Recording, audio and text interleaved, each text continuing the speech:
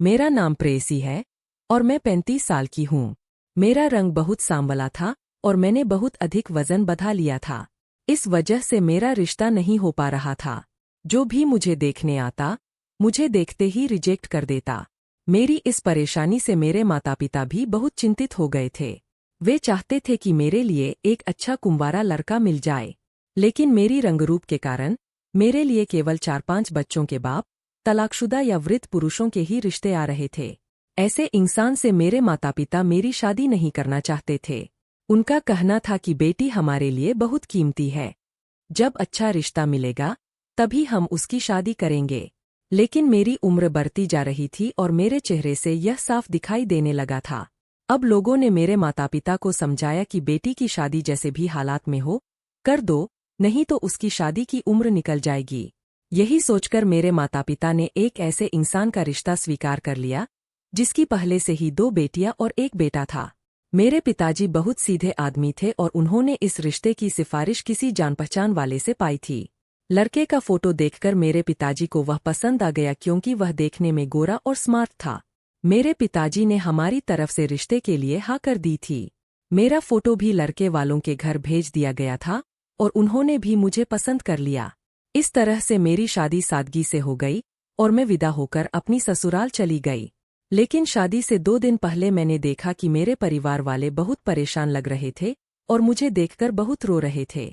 उन्होंने कहा कि ससुराल जा रही हो तो हमेशा अपने घर को जोड़े रखना और पति के घर में हर हाल में गुजारा करना। मैं समझ गई थी कि वे क्या कहना चाह रहे थे। जब मैं ससुराल पहुंची तो मैंने अपने पति के बच्चों को देखा। बच्चे सभी जवान थे। दोनों लड़कियां बहुत खूबसूरत थीं और लड़का अजीब टाइप का था। उसने कान में कुंडल पहना हुआ था। मेरे पति की माँ भी घर में थीं, लेकिन अजीब बात यह थी कि जब रिश्ता तय हुआ तब वे देखने नहीं आई थीं। मेरी सास अपने बेटे की बहू को लेने मायके आई थीं। मैं अपने पति के साथ मंदिर में रस्में करने के बाद सीधा ससुराल आ गई थी। मेरी सास देखने में खतरनाक लग रही थीं, जैसे वे मुझे परेशान करेंगी। मुझे मेरे कमरे में भेज दिया गया और वहां मेरा पति आया और मुझसे अच्छी तरह बात करने लगा। मुझे वह पसंद आ गया, इसलिए मैंने दूसरों की परवाह नहीं की। मेरे पति की उम्र लगभग 50 साल थी, लेकिन उनके बच्चे जवान थे, जो संभव नहीं लग रहा था। मेरे पति ने मुझसे कहा कि तुम्हें मेरी माँ और बच्चों का ख्याल रखना है। उन्होंने बताया कि वे जिम करते हैं और हमेशा अपना ध्यान रखते हैं। मेरी सास ने मुझसे कहा कि इस घर में तुम्हें कभी किसी चीज की परेशानी नहीं होगी। उन्होंने बताया कि उनकी बहू नहीं बल्कि बेटी हूँ। मेरे पति ने भी कहा कि वे मुझसे बहुत खुश है और मेरा रंगरूप उनके लिए मायने नहीं रखता। मेरे पति की बेटियां मुझे मम्मी कहकर पुकारने लगीं। मेरे पति सच में जवान दिखते थे। वे बहुत एक्टिव थे। मुझे अब अपनी ससुराल पर ध्यान देना था। सुबह हुई, मेरी सास मेरे लिए नाश्ता लेकर आईं। मैंने अपने पति से कहा कि आज हमारी शादी का पहला दिन है, कहीं घूमने चलते हैं। मेरे पति ने कहा, बताओ कहाँ जाओगी? मैंने कहा कि मैं अपने मायके जाना चाहती हूँ। मेरे पति ने कहा, शायद तुम्हें पता नहीं है, तुम्हारे माता पिता ने यह बात नहीं बताई कि तुम अपने मायके में किसी से भी नहीं मिल सकती। यह सुनकर मैं हैरान हो गई। मुझे लगा कि वे मजाक कर रहे हैं। मैंने कहा, ऐसा नहीं हो सकता। मेरे पति ने कहा, ऐसा ही है। अब तुम्हारी शादी यहाँ हो गई है, इसलिए तुम अपने मायके वालों से कोई संपर्क नहीं रख सकती। अब मुझे समझ आया कि मेरे घर के लोग शादी से कुछ दिन पहले बहुत परेशान क्यों थे और विदाई पर इतना रो क्यों रहे थे। वे बातों बातों में मुझे बताने की कोशिश कर रहे थे कि अब हमारे तुम्हारे साथ सारे रिश्ते खत्म हो गए हैं। मैंने अपने पति से पूछा, क्या यह शर्त मेरे माता पिता ने रखी थी या आपने? उन्होंने कहा, मैंने इसी शर्त पर तुमसे शादी की है, क्योंकि तुम्हारी कहीं शादी नहीं हो रही थी और तुम्हारे घर वालों ने खुशी खुशी यह शर्त मान ली थी। यह सुनकर मुझे बहुत दुख हुआ। थोड़ी देर बाद मेरे पति के मोबाइल पर कॉल आने लगी। वे फोन पर बहस कर रहे थे और कह रहे थे कि रिश्ता तय होने पर यह शर्त पक्की हो गई थी। मैं समझ गई कि कॉल मेरे घर से ही आई होगी। मैं उनके आगे खड़ी हो गई और कहा, प्लीज एक बार मेरी बात करवा दो। मेरे पति ने फोन पर कहा, आज के बाद मेरे मोबाइल पर किसी की कॉल नहीं आनी चाहिए। अगर फोन किया तो मैं तुम्हारी बेटी को तलाक देकर वापस भेज दूंगा। यह कहकर उन्होंने कॉल काट दी। मैंने कहा, आपने ऐसा क्यों किया? मैं मिलने नहीं जा सकती, लेकिन एक बार फोन पर बात तो कर सकती थी। मेरे पति ने कहा, तुम्हारे घर वाले भी यही बात कह रहे थे, लेकिन हमारी शर्त यह थी कि शादी के बाद तुम अपने घरवालों या किसी रिश्तेदार से कोई संपर्क नहीं रखोगी। अगर वे तुम्हें खुश देखना चाहते हैं तो खामोश रहें और तुमसे बात करने की कोशिश न करें। मैं उनके रूख को देखकर बहुत डर गई। मेरे पति ने कहा, इस घर में मेरी माँ, मेरी बेटियां और एक बेटा है। तुम्हें सबके साथ रहना है और उनका ख्याल रखना है। यही तुम्हारा कर्तव्य है। मैंने कहा, मैं एक पत्नी का फर्ज निभाऊंगी, लेकिन एक बेटी को अपने माता पिता से अलग नहीं किया जा सकता। आप प्लीज एक बार मुझे उनसे फोन पर बात करवा दें। मैं आपका एहसान कभी नहीं भूलूंगी। मेरे पति ने मेरी कोई बात नहीं सुनी और मैं रोते हुए कमरे में चली गई। रो रो कर मेरा बुरा हाल हो गया। पहले ही दिन मेरे साथ ऐसा किया तो आगे क्या होगा। थोड़ी देर बाद मेरे पति कमरे में आए और मुझे चुप करवाने लगे। उन्होंने कहा, तुम परेशान मत हो, मैं तुम्हारी फोन पर बात भी करवा दूंगा और मुलाकात भी करवा दूंगा, लेकिन सही समय आने पर। अभी नहीं। मैंने पूछा, यह सही समय कब आएगा? उन्होंने कहा, जब सही समय होगा मैं तुम्हें खुद लेकर जाऊंगा। बस तुम परिवार के सदस्यों का ख्याल रखो। मुझे कुछ काम से बाहर जाना है। मेरे पति यह कहकर घर से चले गए और मेरी सास मेरे पास आकर बैठ गईं। उन्होंने बातें करके मुझे व्यस्त कर लिया। फिर कुछ देर बाद उन्होंने अपनी बड़ी बेटी से कहा, जाओ, तुम्हारी मम्मी ने रो रो कर अपना बुरा हाल कर लिया है। इसके लिए एक कप चाय बना दो। मेरे पति की बड़ी बेटी किचन में चाय बनाने चली गई और दूसरी बेटी भी पीछे पीछे गई। मैंने मना किया कि अभी नाश्ता किया है, अभी चाय नहीं पी सकती, लेकिन उन्होंने जबरदस्ती चाय बनवाई और मुझे दे दी। मैंने चाय का कप हाथ में ले लिया, लेकिन जैसे ही चाय के कप से होंठ लगाए, मुझे चाय से कड़वी बदबू आई। ऐसा लगा जैसे खराब दूध की चाय हो। मैंने कहा, चाय से अजीब बदबू आ रही है। मेरी सास ने कहा, हम तुम्हें खराब दूध की चाय नहीं पिला सकते। हो सकता है कि दूध फ्रिज में खुला छोड़ दिया गया हो और उसमें बदबू बैठ गई हो। तभी मेरी पति की छोटी बेटी आकर बोली, अगर आप हमसे प्यार करती होती तो आपको इस चाय से बदबू नहीं बल्कि खुशबू आती। हमारे घर की चाय तो मोहल्ले में फेमस है। मुझे मजबूर होकर चाय पीनी पड़ी। चाय का स्वाद अच्छा था, लेकिन उसमें से किसी दवाई की बदबू आ रही थी। सब मुझे चाय पीते हुए गौर से देख रहे थे। जैसे ही मैंने चाय खत्म की, सबने मेरी तरफ ऐसे देखा जैसे कुछ बड़ा होने वाला हो। फिर सब कमरे से चले गए और मेरा सिर भारी होने लगा। मैंने संध्या को आवाज दी, लेकिन उसने मेरी बात नहीं सुनी। मुझे लगा कि पूरा कमरा घूम रहा है और मैं बेड पर लेट गई। उसके बाद मुझे कुछ नहीं पता चला। रात के 9 बजे मेरी आंख खुली। कमरे में कोई हलचल नहीं थी, लाइट बंद थी और अजीब सी खामोशी थी। जैसे ही मैंने बेड से कदम रखा, मुझे कमजोरी महसूस हुई और चक्कर आने लगे। पेट में दर्द भी हो रहा था। मैंने सोचा कि सुबह 10 बजे चाय पी थी और उसके बाद सो गई थी। इसका मतलब था कि मैंने पूरा दिन सोते सोते गुजार दिया था। मैं कमरे से बाहर निकली तो पूरे घर की लाइट बंद थी। टॉर्च की रोशनी से लाइट का बटन ढूंढ रही थी, तभी किसी ने मुझे खींचकर दूसरे कमरे में धकेल दिया। मुझे बहुत डर लगा, लेकिन यह मेरे पति का घर था, मुझे डरना नहीं चाहिए था। मैंने चिल्लाने की कोशिश की, पर जिसने मुझे दबोचा था उसने मेरे मुंह पर हाथ रख दिया। फिर मैं काफी देर वहीं पर खड़ी रही। कुछ भी समझ में नहीं आ रहा था कि यह कौन है जिसने मुझे इस तरह से दबोचा हुआ है। उसके हाथों के एहसास से ऐसा महसूस हो रहा था जैसे यह हाथ मर्द के है। मैं पहचान सकती थी कि ये हाथ मेरे पति के नहीं थे। मैंने उस इंसान को जोर से धक्का मारा और भागते हुए अपने कमरे में पहुंच गई। वह इंसान कौन था और उसने ऐसा क्यों किया, मैं समझ नहीं पा रही थी। हे भगवान, यह घर में क्या हो रहा है? यह घर मेरी सोच से भी बड़ा था, भूल भुलैया की तरह बना हुआ। मैं अभी नई थी और अपने कमरे के अलावा ससुराल के घर को ठीक से देखा भी नहीं था। मुझे डर लगने लगा था। मैं पहचानते हुए अपने कमरे में पहुंच गई क्योंकि अपने कमरे की पहचान हो गई थी और मुझे किचन का रास्ता मालूम था। टॉयलेट और बाथरूम मेरे कमरे में ही अटैच्ड थे। मैं बैठकर गहरी सांसें ले रही थी।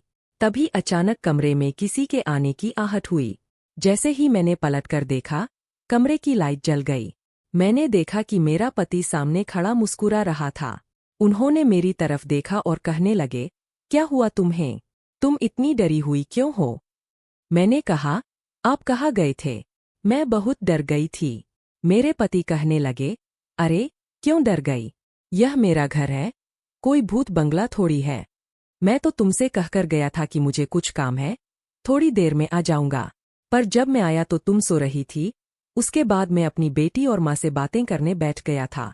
मैंने जल्दी से अपने पति का हाथ पकड़ लिया और कहा, मुझे किसी ने दबोच लिया था। उस कमरे में कौन था? मेरे पति ने कहा, अरे उस कमरे में मैं ही था। तुम्हें क्या लगा कि किसी और ने तुम्हें दबोच लिया? भला मेरे घर में मेरे अलावा कौन आएगा? यह पूरा घर मेरा है। इसमें मेरी बेटी, माँ और बेटा रहते हैं।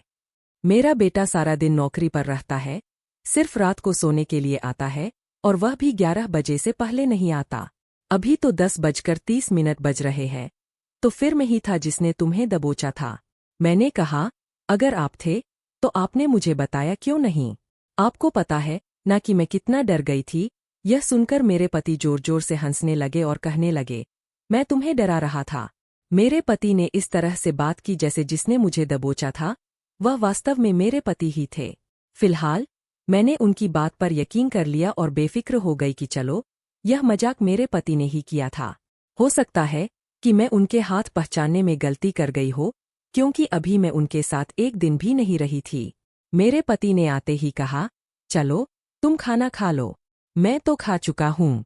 मैंने कहा, मेरा कुछ खाने का मन नहीं है, लेकिन मेरे सिर में दर्द हो रहा है और मुझे ऐसा लग रहा है जैसे शरीर में बहुत कमजोरी है। मेरे पति ने कहा, ठीक है, मैं तुम्हारे लिए चाय बना कर लाता हूँ। चाय पीने से सिर का दर्द ठीक हो जाएगा। मैंने कहा, नहीं, मैं ज्यादा चाय नहीं पीती। मेरा चाय पीने का मन नहीं है। मेरे पति कहने लगे, ठीक है, फिर मैं तुम्हारे लिए कॉफी बना देता हूँ। उसे पीकर तुम्हें कमजोरी महसूस नहीं होगी।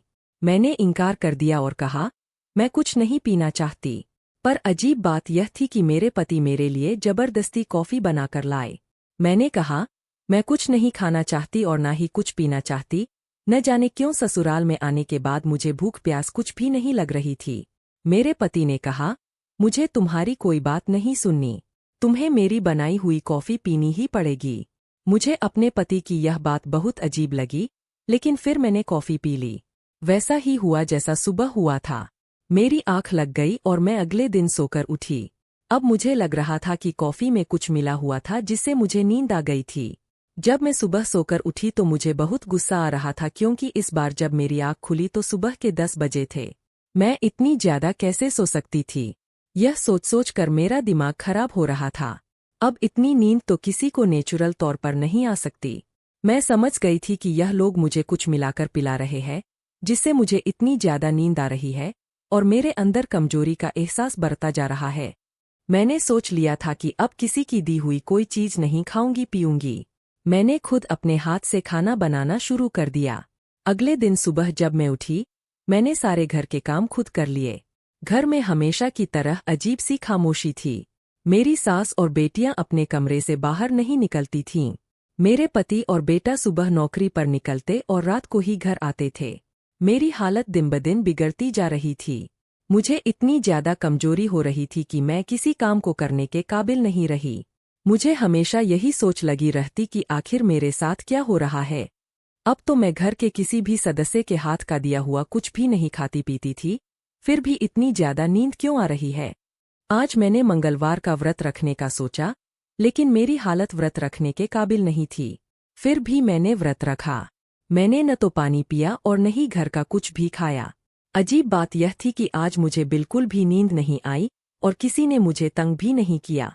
मैं अपने पति के आने का इंतजार कर रही थी, क्योंकि आज मैं जाग रही थी। वरना जब भी वे आते, मुझे पता ही नहीं चलता था कि वे कब आए और घर में क्या किया। मैंने व्रत खोलने की तैयारी की और अच्छे कपड़े पहनकर दरवाजे के पास खड़ी हो गई। तभी मुझे किसी काम की याद आई और वापस अपने कमरे में चली गई। इतने में मेरे पति घर के दरवाजे से अंदर आए और उनकी दोनों बेटियां उन्हें घेरकर दूसरे कमरे में ले गईं। मैं हैरान थी कि वे मुझसे बात करने के बजाय अपनी बेटियों के कमरे में क्यों चले गए। मैं उनके कमरे के दरवाजे के पास जाकर खड़ी हो गई। अंदर मेरे पति, उनकी बेटी और माँ मौजूद थे। मैंने दरवाजे को जोर जोर से बजाना शुरू कर दिया। कुछ देर बाद मेरा पति गुस्से में दरवाजा खोलता हुआ बाहर निकला। उनकी आंखों में गुस्सा साफ नजर आ रहा था। वे मुझे देखते ही कहने लगे, पागल हो गई हो, इतनी जोर जोर से दरवाज़ा क्यों खटखटा रही हो?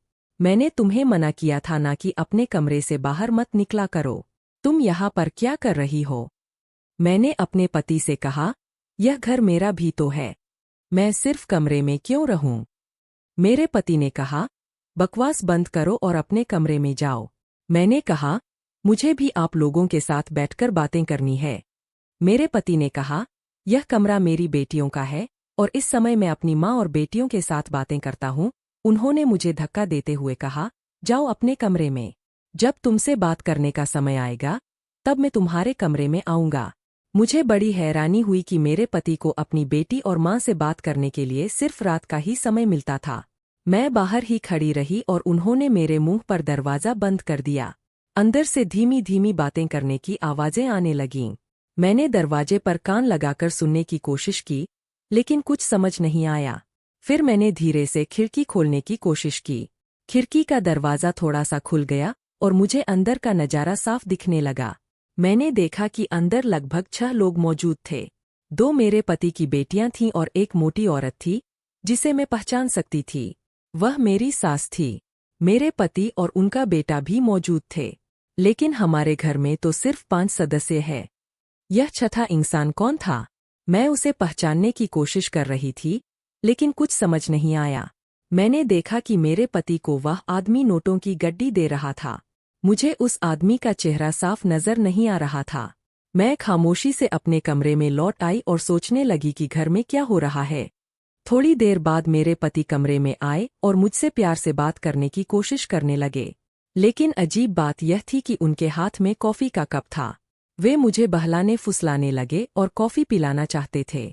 उन्होंने कहा, यह कॉफ़ी पी लो, तुम्हारा मूड ठीक हो जाएगा। मैंने कहा, मुझे नहीं पीनी है। मेरे पति ने मेरा हाथ पकड़ते हुए कहा, मुझे माफ़ कर दो, मैंने तुमसे इस तरह से बहस की। आज मुझे काम का स्ट्रेस कुछ ज़्यादा ही हो रहा था, इसलिए मैंने अपना गुस्सा तुम पर निकाल दिया। मैंने अपने पति को यह नहीं बताया कि मैंने कमरे के अंदर जो कुछ हो रहा था, वह सब देख लिया था। मैं खामोश ही बैठी रही, लेकिन मेरे पति मुझे कॉफ़ी पिलाने के लिए जबरदस्ती करने लगे। मैंने गुस्से से कहा, आखिर इस कॉफ़ी और चाय का क्या मामला है?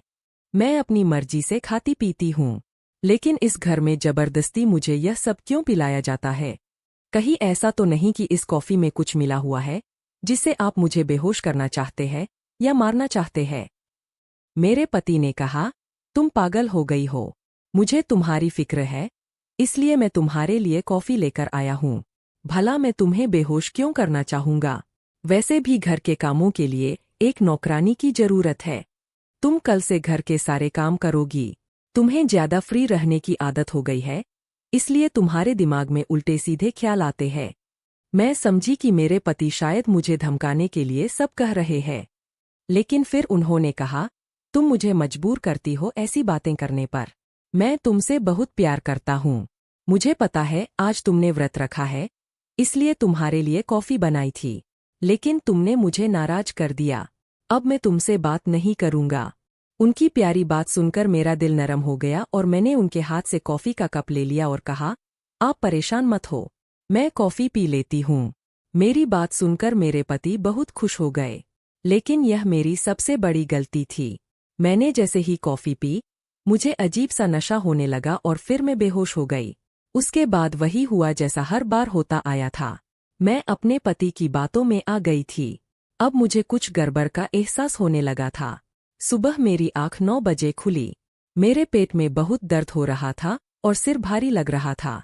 जब मैं अपने कमरे से बाहर निकली, तो खामोश रही। मेरे पति काम पर जा चुके थे। मेरी सास ने मुझे घर के सारे काम करने के लिए कहा। उन्होंने कहा, बहू, अब तुम्हारी शादी को काफी दिन हो गए। मैं चाहती हूँ कि अब घर की सारी जिम्मेदारी तुम अपने कंधों पर ले लो। मुझे घर के काम करने में कोई ऐतराज नहीं था, इसलिए मैं खामोशी से सब कुछ करने लगी। मेरे पति की दोनों बेटियां जवान थीं, लेकिन वे घर के किसी काम को हाथ नहीं लगाती थीं। मेरी सास भी एक तरफ बैठकर सिर्फ पान खाती रहती थीं और उनकी नज़र मुझ पर ही रहती थी। यह बात मुझे शुरू से ही बड़ी अजीब लगती थी। एक दिन मैं कपड़े धो रही थी, तो मैंने देखा कि मेरे पति का बेटा मुझे अजीब नज़रों से घूर रहा था। उसे देखकर मुझे बहुत अजीब लगा, इसलिए मैंने अपने पेट को साड़ी से ढक लिया। आज मेरे पति के बेटे की छुट्टी थी और वह घर में ही मौजूद था। मैं किचन में खाना बना रही थी और मुझे एहसास हुआ कि किसी का हाथ मेरी कमर पर है। घबराकर पीछे मुड़ी तो देखा कि मेरे पति का बेटा खड़ा हुआ था। वह मुझे देखते ही घबरा गया और उसके चेहरे का रंग उड़ गया। मैंने कहा, तुम्हें क्या चाहिए? यह कैसी हरकतें कर रहे हो? वह कहने लगा, मम्मी, मैं तो कुछ भी नहीं कर रहा था। मुझे गिलास पानी चाहिए था, इसलिए मैं किचन में आया था। अब जा रहा हूँ। यह कहकर वह किचन से बाहर चला गया। मेरा शरीर बुरी तरह कांप रहा था।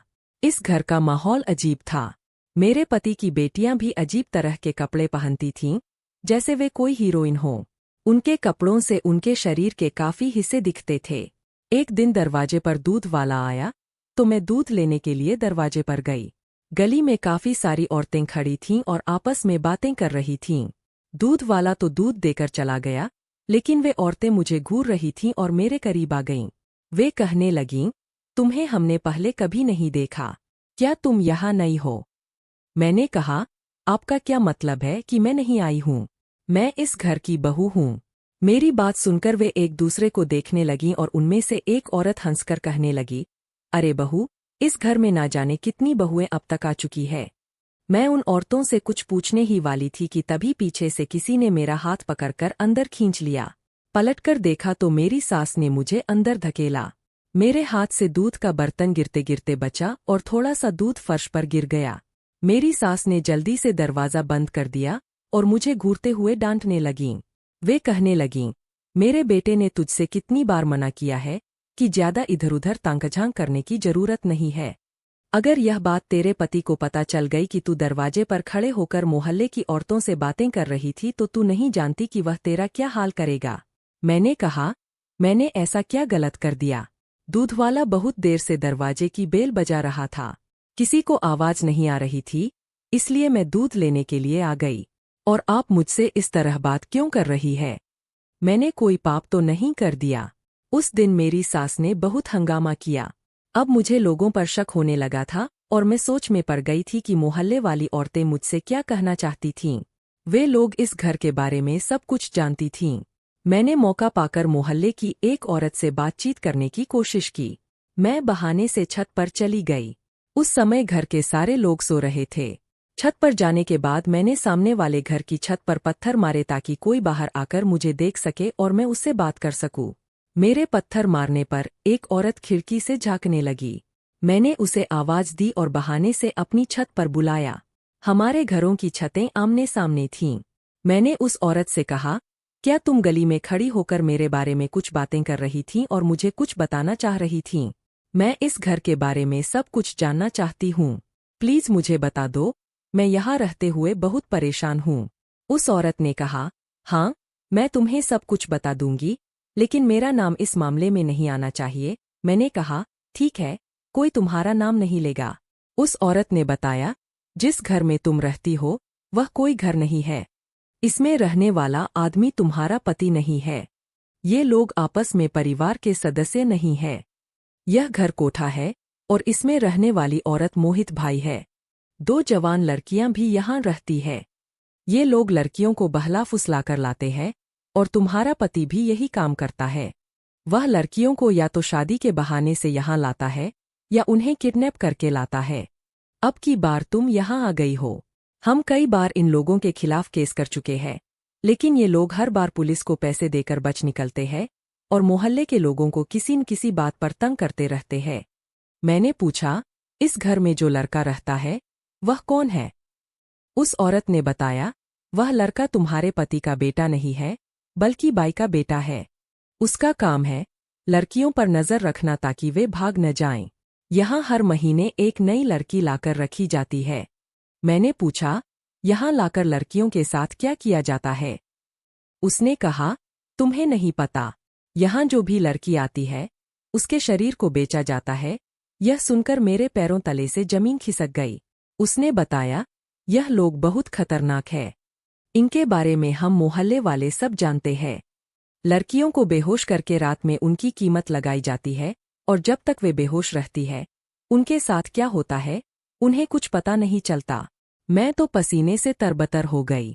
उस औरत ने मुझे चेतावनी दी, तुम जितनी जल्दी हो सके यहाँ से भाग जाओ, वरना ये लोग तुम्हें भी नहीं छोड़ेंगे। मुझे अब समझ में आ गया था कि यह कोई ससुराल नहीं, बल्कि एक गैंग था जो लड़कियों को बेवकूफ बनाकर उनकी कीमत लगाता है। मैंने ठान लिया कि मैं यह सब सहन नहीं करूंगी। मैं अपने कमरे में गई और चुपचाप अपने पति का फोन उठाकर पुलिस को कॉल किया। मैंने अपनी सारी बात पुलिस को बता दी और उन्हें आने का वक्त रात का दिया, क्योंकि 10 बजे के आसपास मेरा पति घर आता था और 1 से 2 घंटे बाद सब कुछ होता था। अगले दिन मेरे पति ने मुझे कॉफी का कप दिया। मैंने प्यार से उसे लिया और पीने का नाटक किया। मैंने कॉफी को चुपचाप पीछे फेंक दिया और सोने का अभिनय किया। मैंने पुलिस को रात का वक्त ही दिया था। जैसे ही कोई मेरे कमरे में आया और मेरे शरीर पर हाथ फेरने लगा, पुलिस ने छापा मारा और उन लोगों को रंगे हाथों पकड़ लिया। पुलिस ने इन सभी लोगों को गिरफ्तार कर लिया। मैं अपने पेरेंट्स के घर आ गई और जब मैंने उन्हें सब कुछ बताया तो वे बहुत शर्मिंदा हुए।